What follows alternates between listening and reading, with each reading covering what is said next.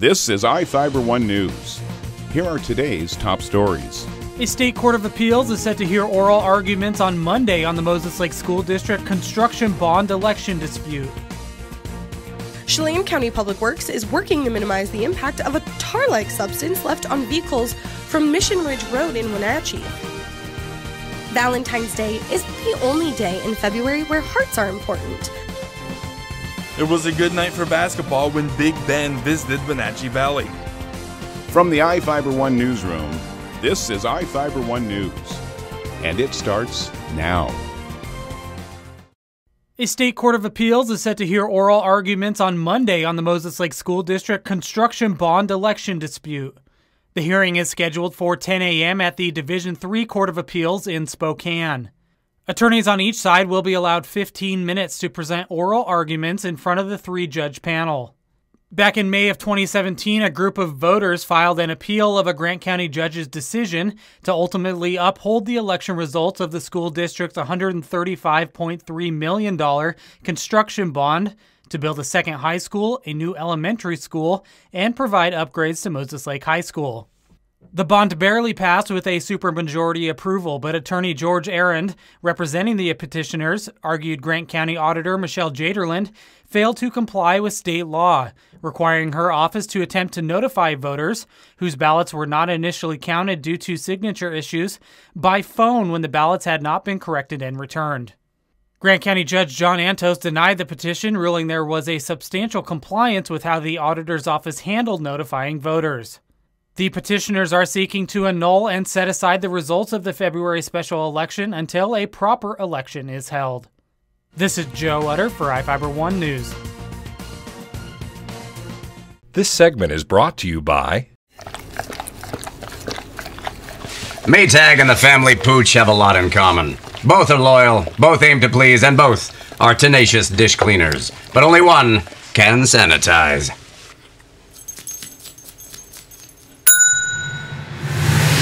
Maytag, what's inside matters. Maytag Appliances, now available at more furniture in Ephrata.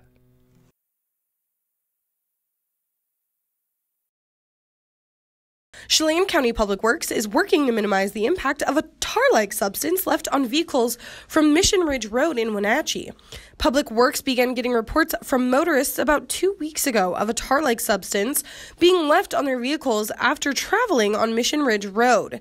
Since Monday, crews have applied sand to the road and pushed back snow berms due to water on the road. Crews will continue to monitor both Mission Ridge Road and Forest Ridge Drive, but Public Work officials remind drivers who have found the tar-like substance on their vehicles to use cold water when removing it. Anyone with questions can contact Public Works at 509-667-6415. I'm Madison Meyer with iFIBER 1 News. This segment is brought to you by Are your taste buds bored? Well, then bring them to Jay's Teriyaki. Not only does Jay's have a variety of teriyaki dishes, they also offer mouth-watering salads and sides. Call Jay's 509-764-5155. Jay's Teriyaki, located at 123 East Broadway in Moses Lake, because it's all in the sauce. Valentine's Day isn't the only day in February where hearts are important. American Heart Health Month is recognized along with National Wear Red Day on February 2nd to raise awareness. Heart disease is the second leading cause of death in Washington state. While you can't change your family history or your age, there are preventative measures that can be taken.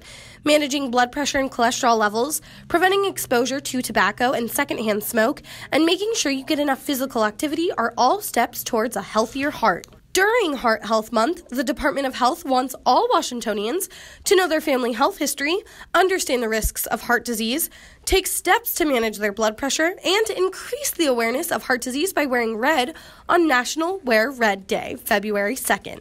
I'm Madison Meyer with iFIBER 1 News.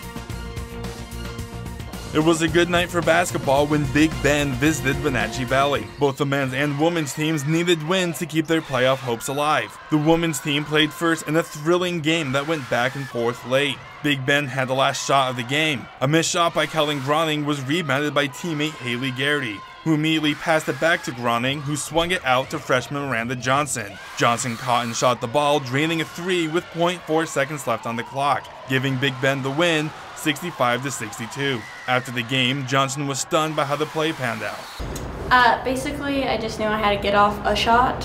It wasn't the best shot that I've ever taken, but I just knew that time was running out and that we needed something to go up, so I just shot it. Next up, the men played in another tight contest. The ending was also similar to the women's team, but with a slightly different outcome. Also tied late in the game, this time Wenatchee Valley had the last shot, and it was guard Justin Martin who got to the basket for a last-second layup. Wenatchee Valley was able to defeat Big Bend 83-81. The winners of their respective games have now boosted themselves right into the thick of things for the playoffs, while those who fell short will have some catching up to do. I'm Adam Chikoski for iFIBER 1 Sports. This is iFIBER 1 News. For more information on these stories and other news, visit us online at iFiber1.com or check us out on Facebook.